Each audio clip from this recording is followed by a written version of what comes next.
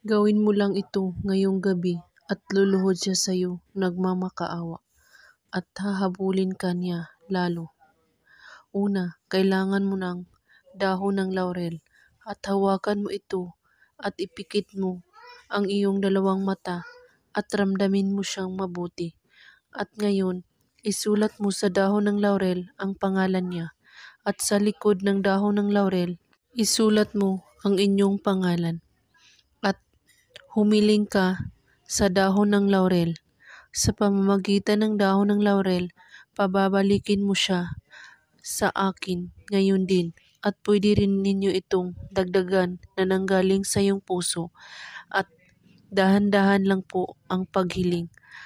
At saka lagi mong dalhin ang dahon ng laurel na ito kapag nakita mo na ay o tumatawag siya sa iyo, saka mo ito sunugin. At bago ito sunugin, humiling ka ulit at saka mo ito sunugin ang dahon ng laurel at isaboy mo sa hangin ang abo nito. Gawin ito ngayong gabi kahit anong oras at araw, basta't bago kayo matulog. At kung may katanungan po kayo ay magko-comment lang po sa baba. Maraming salamat sa panonood. May God bless us all.